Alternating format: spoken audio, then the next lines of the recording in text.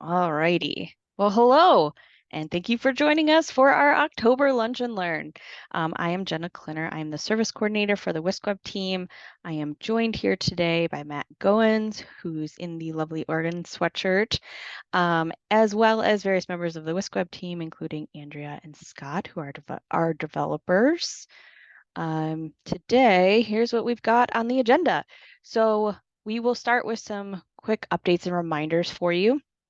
And then we are going to be spending most of the time today on some fun demos of new and improved features. So we will show you the improved primary contact designation, the new ArcGIS embed for story maps, the new NetID protections option. This has been in beta for a while we did some testing, but we're ready to release more widely. We're kind of doing a soft launch with this Lunch and Learn group.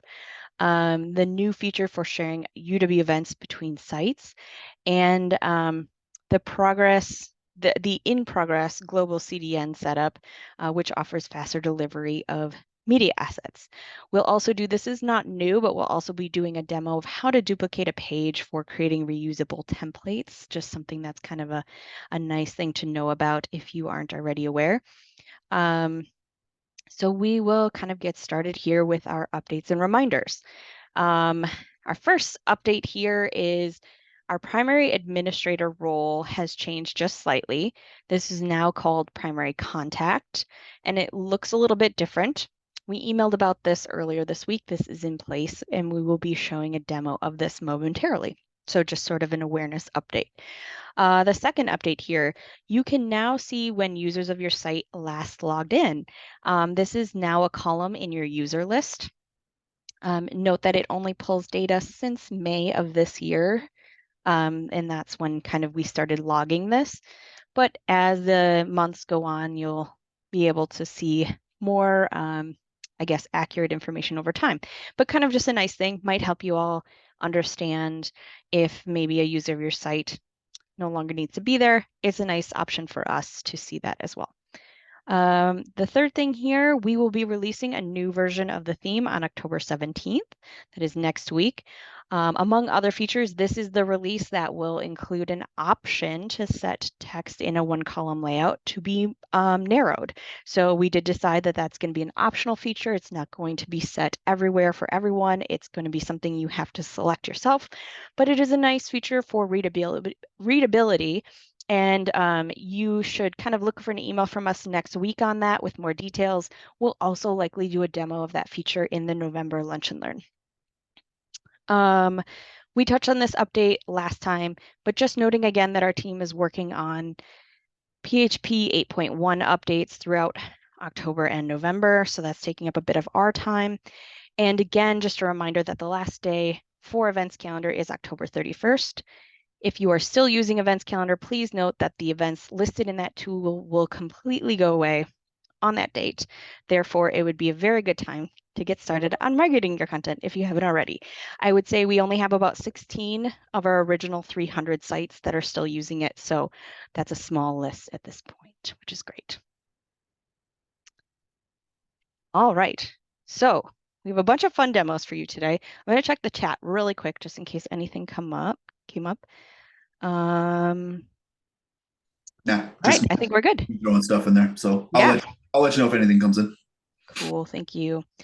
All right, so hopefully y'all can see this. This is my test site that I'm going to show you these demos in today. The first one that I'll show you, well, I'll actually just show you this new user last login. We talked about that a little bit. So if you're in your dashboard here, you'd click your users link, and you'll now see this lovely little user last login column. Really, it's mostly for us to kind of understand when a user is last logged in case we maybe need to clean up stale users, but it also might be helpful for you. So just noting that there. And then we're going to actually show you how to set yourself as a primary contact today. So as this is my test site, I'm going to set myself as the primary contact. This is something that is a little bit different from the primary admin role. You have to designate yourself as the primary contact. So I'm going to go in here and click edit. And scrolling down, you should now see this primary contact option in your edit screen for your user, your own user. I'm going to check that box and I'm going to scroll down and click Update Profile. And then going back to my user list, you can kind of see what happened here. So under the primary contact column, it now says yes next to my name. That is a really nice indicator to us who we should contact when we have questions about the site. I can tell you it's really hard to know who the decision maker is without this designation. So we really encourage you to set this, please. If you don't already have one set, you can set more than one. You show the Um, show the dashboard view as well, yeah. yes, and So, this also does show up in your dashboard. Just a reminder here that we added a bunch of widgets a while ago. If you don't look in here, there's actually some great information. So there's some links to some Udemy branded editorial help, latest WiscWeb news. So if you're looking to see what we've changed, we are creating articles and they're linked here. If you need help with WiscWeb, there's some nice links there.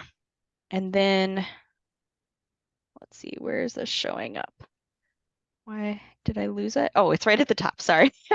Site contacts and administrators widget here. I am now listed as a primary contact. So that's handy. It's a great way for us to come into a site and just see like, yep, you're the person that we should contact about this question. I'm going to pause there. Doesn't look like anything came through the chat. I'll just jump in here. Just you went over it, and it is an important thing to note. The last login will let you know when a person last logged in. Obviously, we can't emphasize enough, and I usually bang this drum at the start of every semester, and sometimes at the end of every at the start of every academic year, and at the end usually.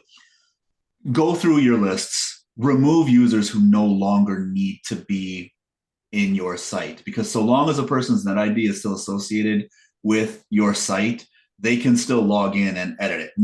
You know, human nature being what it is, we trust that people will do the right things.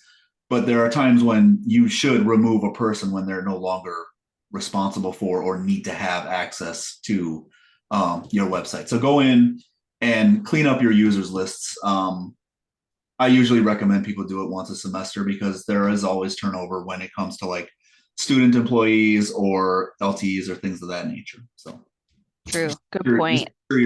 just make sure you're keeping track of that stuff. We go through a lot of sites in our support, and there are people who haven't logged in since 2020 sometimes in there. So Yeah. go through, figure out who needs to have access. If they don't need to have access, remove them. Yep. You can just hover over their name and click remove. And Scott put a handy note in there. I think I mentioned it briefly, but you can designate more than one primary contact. So just noting that for the recording, in case you missed it, you can, don't worry, you can definitely designate more than one because we know that some sites do have more than one contact. All right, so that's primary contact. Now we're going to show you our new ArcGIS embed. ArcGIS is a tool. We had a feature request for this functionality to be added to WiscWeb as an embed option. It allows you to present kind of visualizations, typically maps in your site. Seeing that there's, okay, perfect, thank you.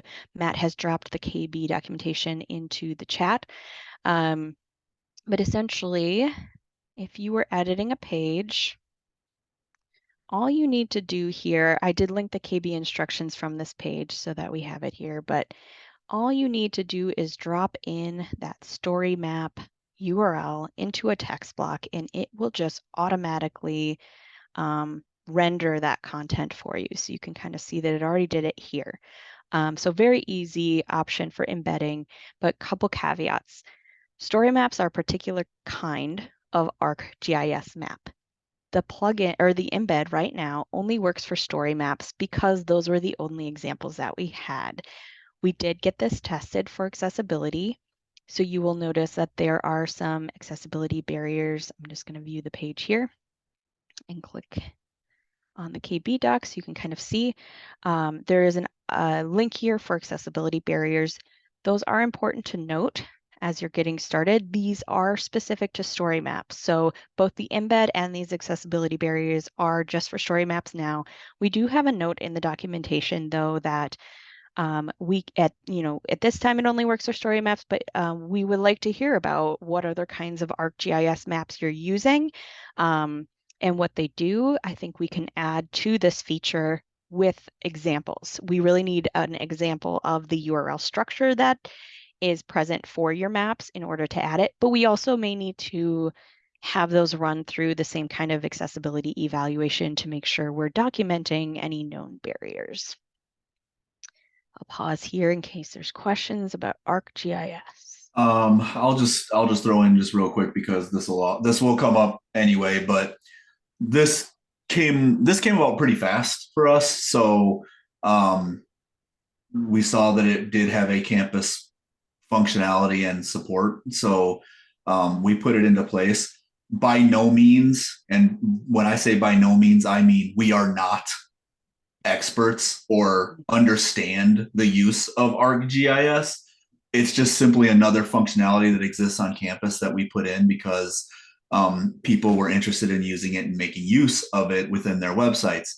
Um, I don't, Jenna, you might know. Like, I don't know who the direct support is on campus for. Yeah. Yes. Oh, thank you. I didn't know if they were the right group to point out for this type of thing.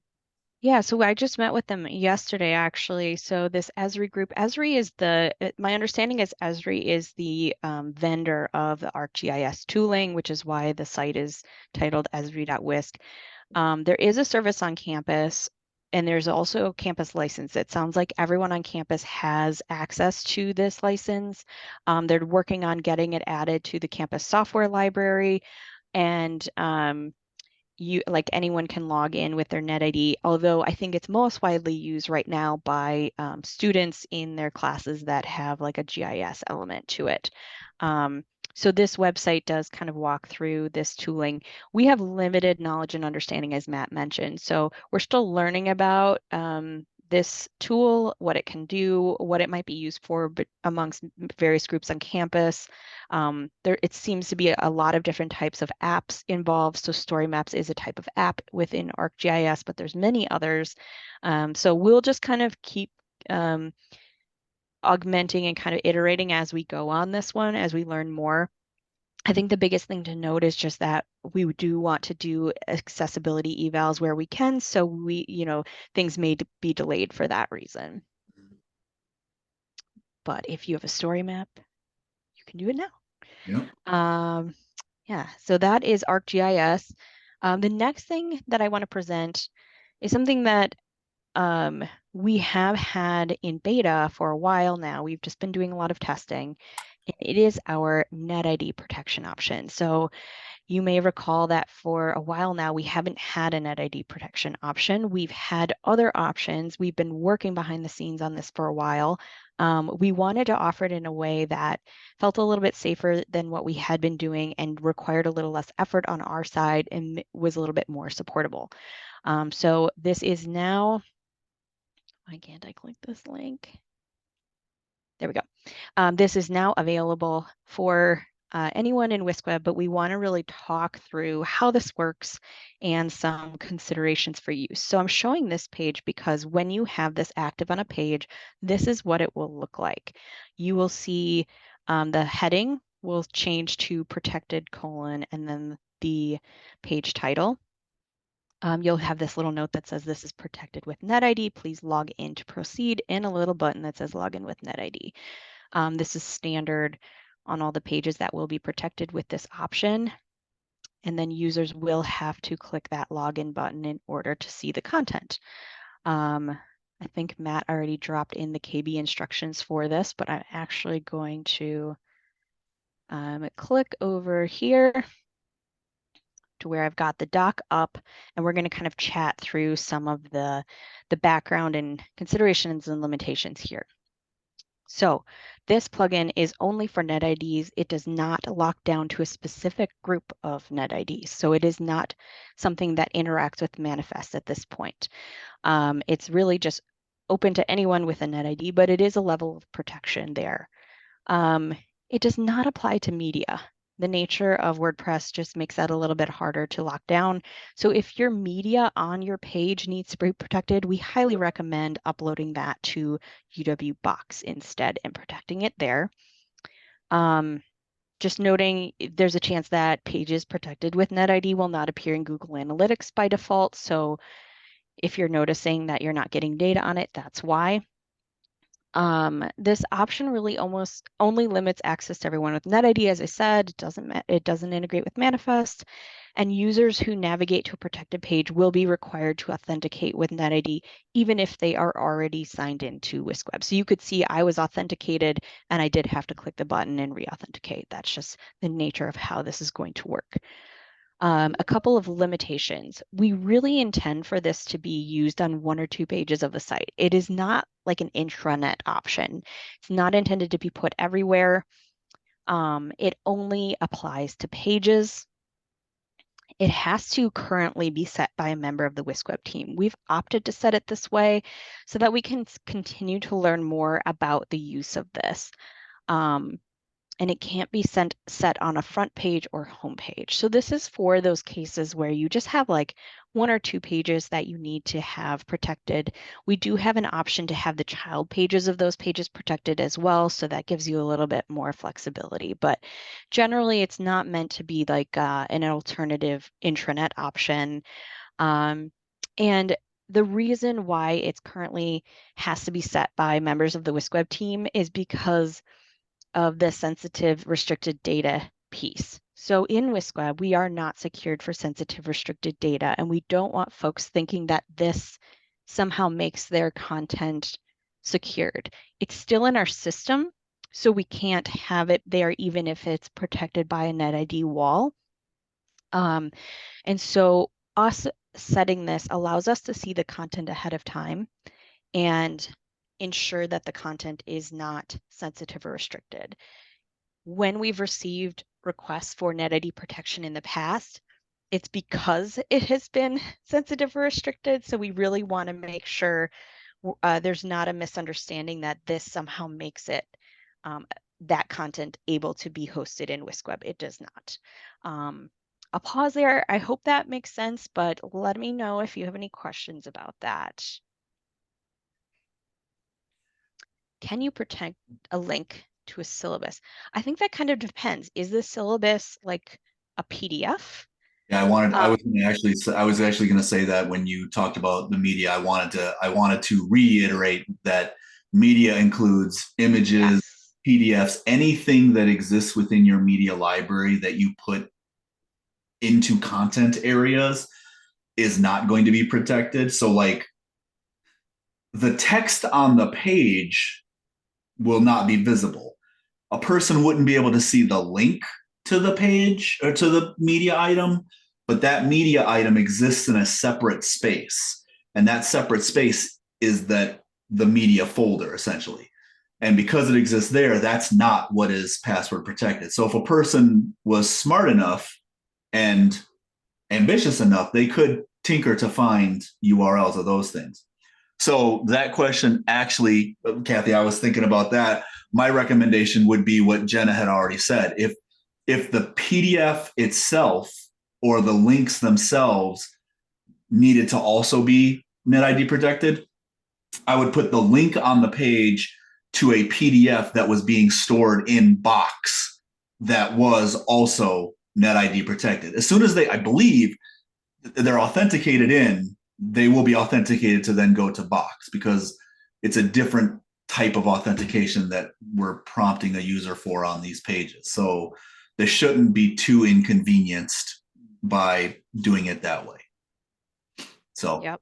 yeah, it was a good question. And Good question. I was thinking about that particular uh, instance when you threw it in there. So it's a good question. And Yeah, just good to build question. off of that a little bit, similar to what Matt said, like if someone were to like copy the link and share it with someone, if that link was on a protected page, again, that will not be protected. So if you did upload a PDF, shared the link on that page and protected that page, the text content of that page would be protected. But if someone copied the link and sent it around, anyone else would have access to that PDF document. So Yeah. And that's truly kind of just the way that WordPress works. It's the way that they've set up their media library. But great question. Yeah, so we kind of chatted about this a little bit, but we have sort of a policy here on how we want folks to request this. We do we want to be able to see the content. So in most cases, I think people will already have the page either in draft or published and then lock it down. So sending that URL is great. Or if you don't have it as a page, you can either create it as a draft page and send it, or create it as like a Google Doc or a Word doc. We just need to see kind of the content that exists. We will review it. If we're getting any uneasy feelings, like maybe this content is considered sensitive, restricted, if we don't know for sure, we would be sending that along to cybersecurity to confirm, which could delay the process slightly, but just makes us feel more confident that content in our system is not of those data types. We will add the option once that they've confirmed that it doesn't include any sensitive restricted data. If it does, we might suggest other options there.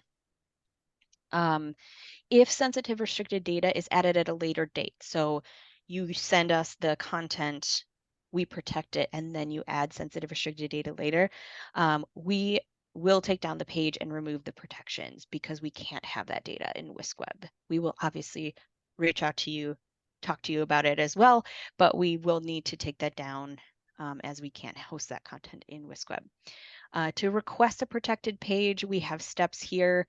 So, create it, save as draft is the recommended way. And then we have our NetID. Oh, I need to update this. You can actually, Matt, can you update that to just link to our actual customer Support feedback form. or support form? Yeah, you can just request it through our support form. We'll probably add an option for NetID there. We'll get that updated. We'll review, and then once confirmed, we'll put that in place for you. I'm not going to go through each of these, but just noting that we also have frequently asked questions on this because there's so many caveats here. We wanted to kind of touch on those. So take some time and read through those as well if you have any, if any of these are kind of questions that are popping into your head. I'm going to pause again. Let's see. Adrienne asks, can you provide any other examples where you might use this functionality? So the request we've had is, I think we've done a thorough review of the kinds of things that we've been asked to have protected in the past. And like I said, some of those cases have been sensitive or restricted data. So those would not be good examples. But a good example might be like, we have this information within our department that we don't really want to share more widely yet, but we do want to share internally within our group. It's just one page of information, and we want to make that available for people, on campus or something. That might be an example. I think it different. Matt, do you have any good ideas So of like the when one, people? yeah, the one that I think of often is you might have a general contact address, email address for your group, your department, your lab, whatever it might be. You could put more specific contact information behind a NetID authenticated page, so that way you know that it's not just going out there to the world. It's protected that way. So that's one example that I've had. Um, Even though we've just said that the media isn't protected, if there are things that you still want to it's not so much that they need to be hidden or anything of that nature. You just want to make it a little more of a process to access particular types of content, images, files, things of that nature. NetID authenticated it's not, we don't want to say that to talk you out of using it when it comes to media or PDFs or things of that nature. We just want to make sure that we specify that even though it is appearing on a NetID protected page, the media itself is not protected. But I would still say if there are images or files that you want to make available, you can still make it be a little more difficult to get to by putting it behind a NetID authenticated page as well. So, and honestly, we probably couldn't come up with all the different ways that people might want to use this. There are a lot of use cases that are potentially out there. A form that you want people to fill out, but you only want it to be filled out by campus individuals. Um, yeah, that type of stuff. There's lots of examples. My brain has come up with three of them. I think a couple we've seen might have been perhaps like event information or location data or something like that that you wouldn't want open necessarily to the public, but someone with a net ID could access. Yeah.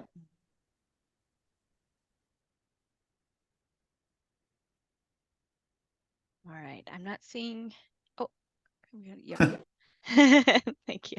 I'm not seeing anything else in the chat, so I'll move on to our next demo, which is sharing events between sites. So many of you will recall that we have a new plugin for events that's replacing Events Calendar.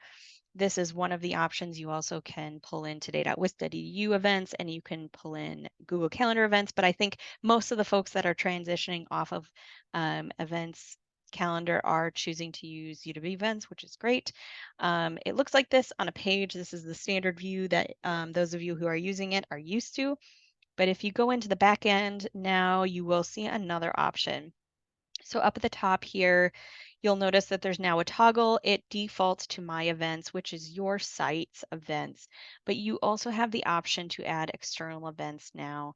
When you toggle to that, you'll be prompted to add a URL, an external URL, so not your current site. Oops, so we'll pull that in there. With this option, we are making the recommendation that you augment your title to be very clear about whose events these are. So in this case, I'm pulling in from our Sandbox site. So I'll say events from WiscWeb Sandbox website. You still have the option to style as featured content blocks. I'm not going to choose that for this purpose, but that is an option there. And then you will set your number of events you want to show. I'll just leave it at 5. You can decide to show excerpts or not. We do suggest setting the more link, however. This is a nice user friendly way to kind of note again that these are not from your site. So you can put in your text here, so more events, WiscWeb Sandbox website. And then for your more URL, it's going to be that website link that you used earlier, but likely with the /events at the end. You'd likely want to send them to the actual events page on that site, if that makes sense. So I'm going to update here.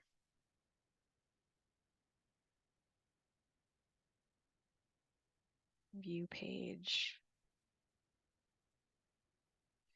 Ah, I picked a site that doesn't have any. I'm going to call out Michael Block and use csd.wisc.edu here. And we'll change this to CSD.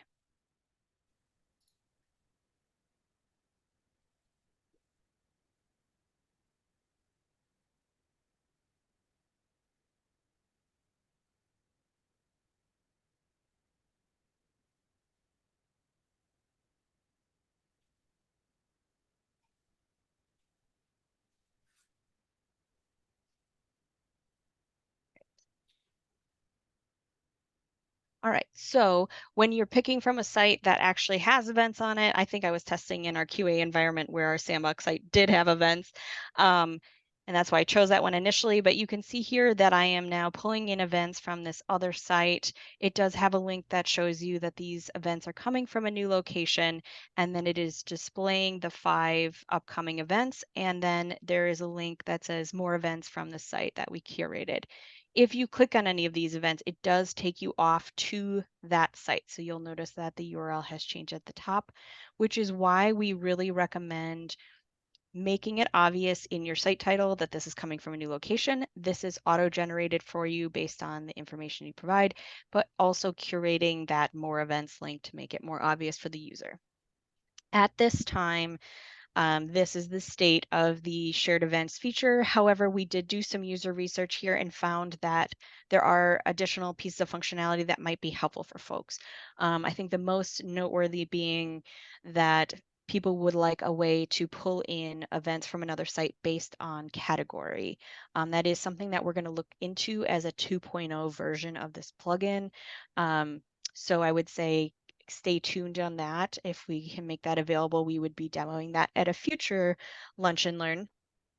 Um, the reason why that might be helpful for folks is if you have like a primary site, and then you have a couple subsites, and you could create the events in one place and then push them out to the other sites based on category rather than having to maybe do duplicate entry. So this is something that has come up in feature requests and our surveys where folks just feel like they need a better way of sharing events across sites. So hoping that this helps y'all with the event marketing needs that you have. And like I said, stay tuned on future updates to this feature that may include things like categories. The KB doc for this isn't yet ready, so we'll get that out later on today. Yes. Or tomorrow. And I can answer Sheena's question. The events are pulling directly from the website that has the events, or is the host of the events, I guess.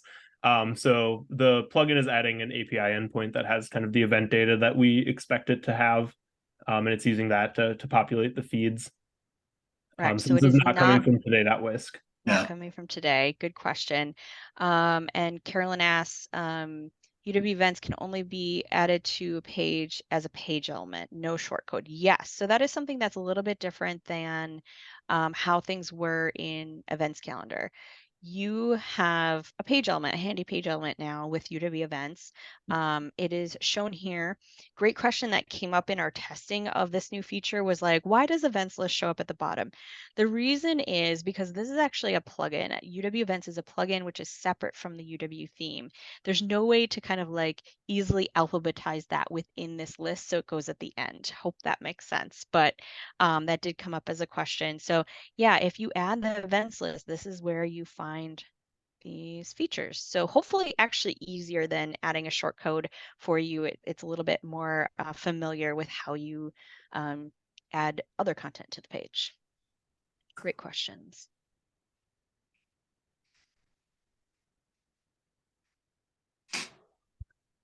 All right. I think we're ready for the next demo. So we're going to do two more demos here today.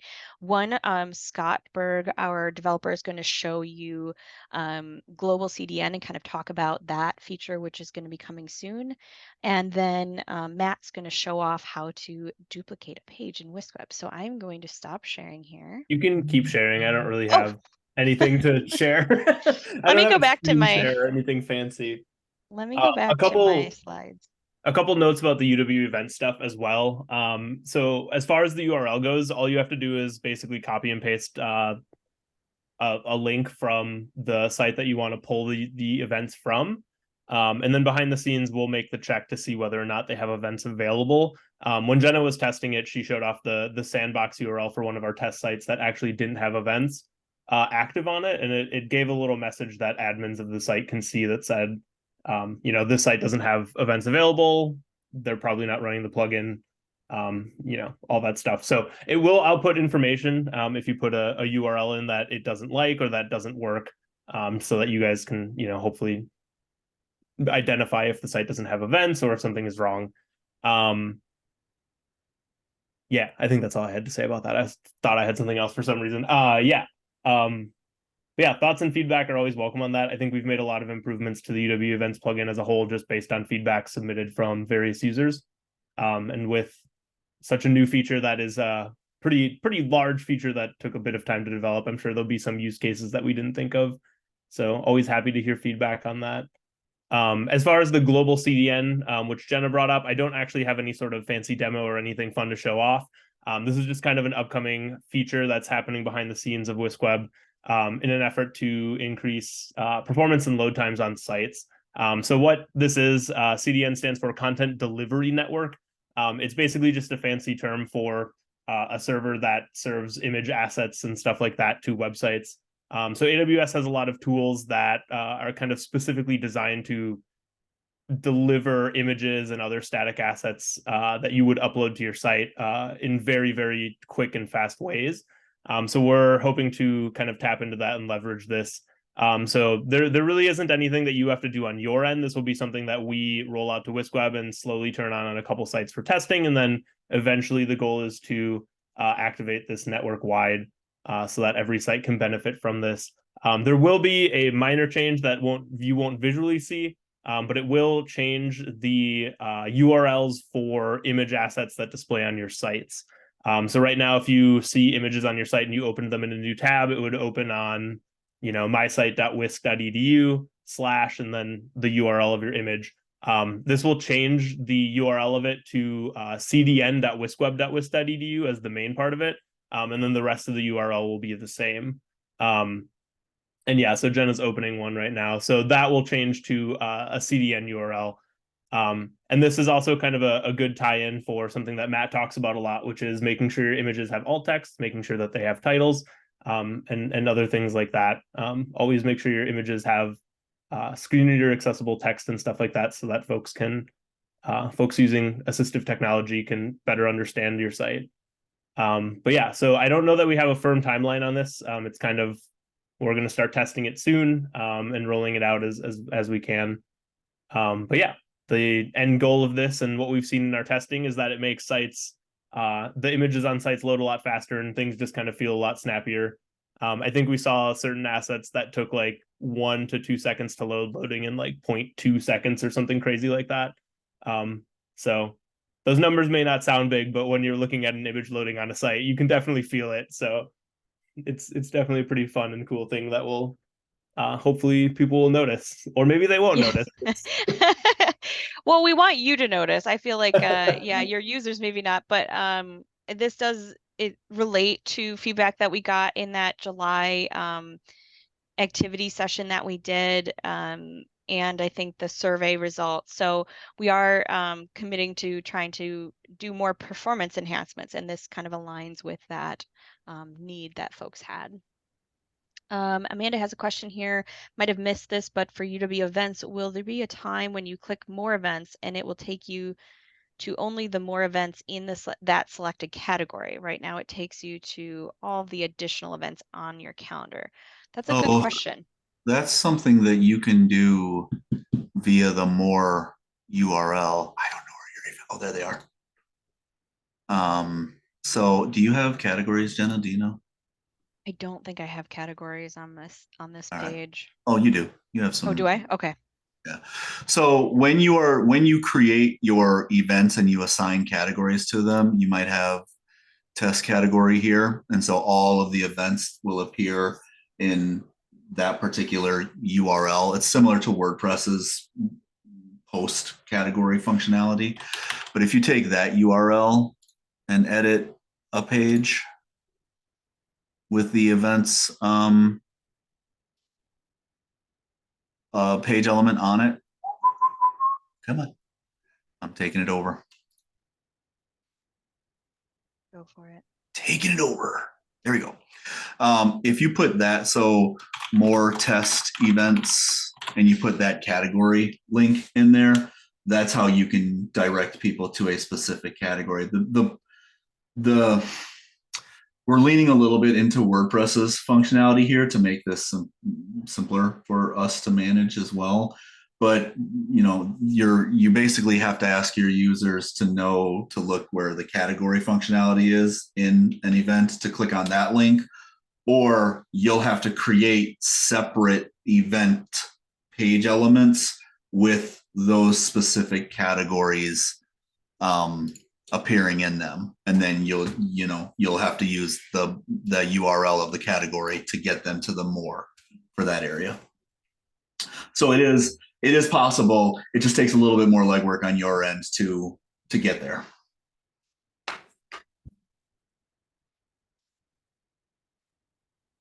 Yeah, I think we're ready for the duplicate page if you're ready, Matt. Okay.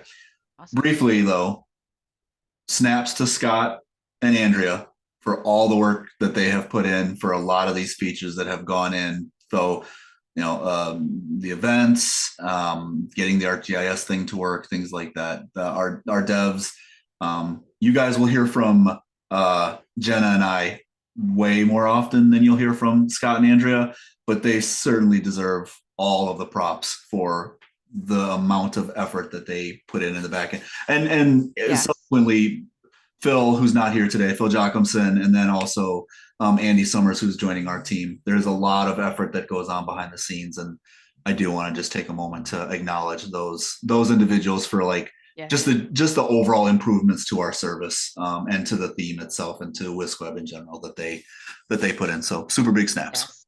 Good point, Matt. Okay, this conversation is a bit of a reiteration. I've talked about it in the past, but I'm going to bring it back up because we do get I get the question certainly from time to time about how do what happened to the ability to duplicate a page? How do I duplicate a post? How do I duplicate events? Things of that nature.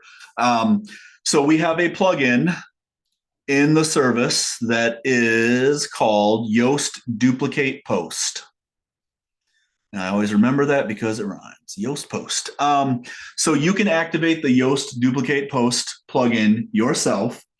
There is a couple of things to be aware of here. It changes the way that you will see some of the options that exist within your pages, posts, etc. And I'll show that in a second. But one of the things that you do want to make sure that you attend to is the settings area, because by default, the what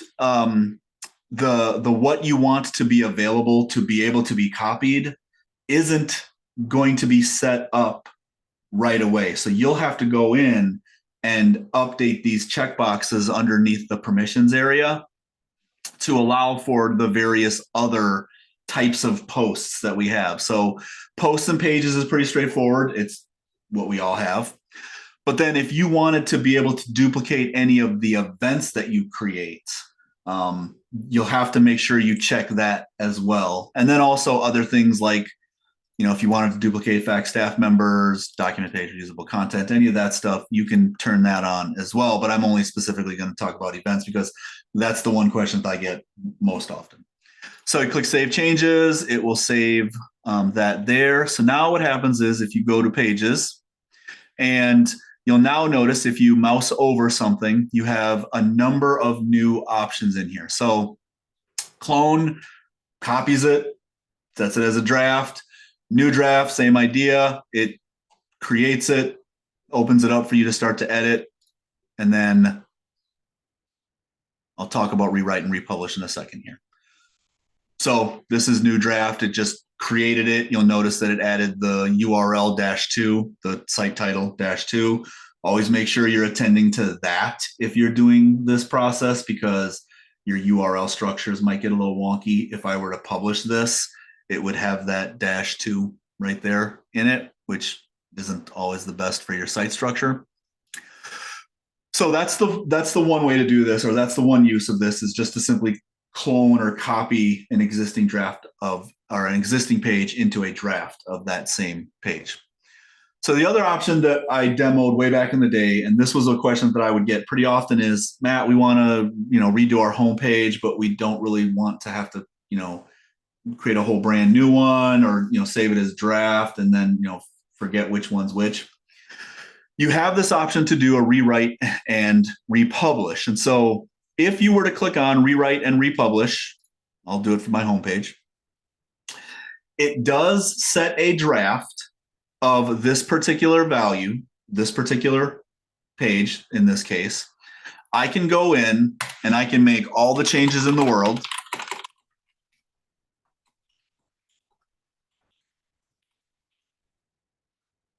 Whatever changes you want to make. You'll notice over here that you have a republish option. So you can continue to save draft and keep working on it. And I'll show you what it looks like in the pages list as well. So you'll notice now I have home that's set to front page. That's the active published version. And then I have home, draft, rewrite, and republish of home. This is the one that if I were to make the changes that I want to make, so let's pop out to my homepage here, and you'll see I've been tinkering with some WP data table stuff.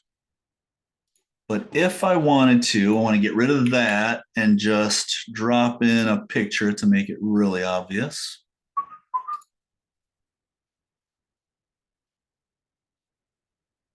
Okay. So now what will happen is if I republish, what it does is it essentially makes the swap.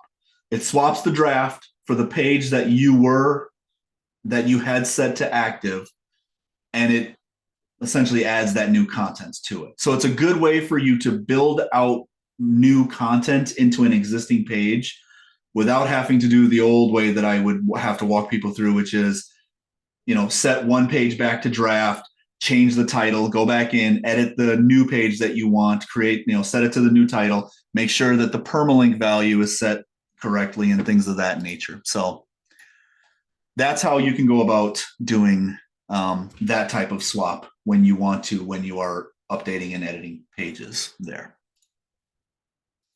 So any questions on that? I've got the chat open over there. No questions. Okay. So there's another thing that I didn't have on the agenda, but it came to mind as I was looking through my pages list. I'm going to show people something that I have tinkered with for the Secretary of the Faculty site that I thought was interesting. And it can be done a couple of ways. And I'll show you the way that I did it for them and then the other way that you can do it. So Secretary of the Faculty site, they needed a way to allow for upcoming open meetings notices to be displayed via their site. In the past, we did it via a form that generated posts within their site, but that process required intervention on their end to actually publish the post to the list. So then we met and I came up with the idea of doing this via WP data tables. Because a data table is just a nice way to list out all the things that you want to list. It's an easy way for you to create sortable functionality, filterable functionality, and searchable functionality within a page.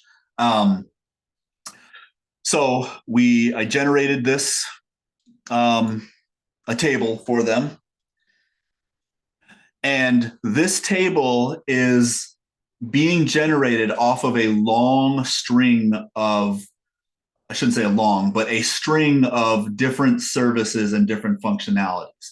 So some of the requirements were, it had to be something that could be NetID protected because they wanted people, only campus specific individuals to be able to generate these notices.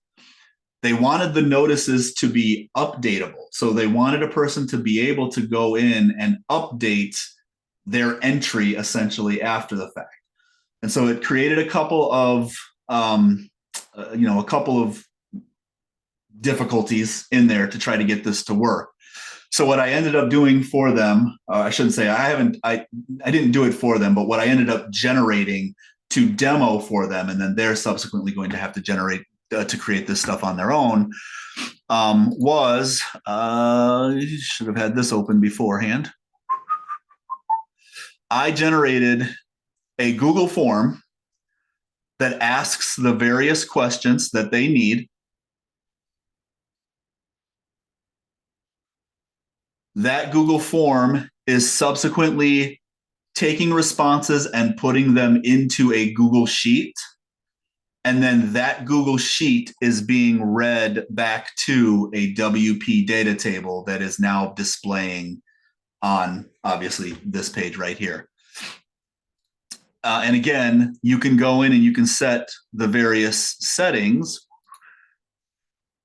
Require sign-in. This is how I can restrict it to UW-Madison's Google space. So people have to authenticate via NetID to be able to get the response. I'm sending a response, or I'm sending a copy of the response to the person who generates it, because the next setting down, allow response editing. The response that a person gets has a link in there, that allows them to come back in and edit it if they need to. So I don't know if this would work for a number of people.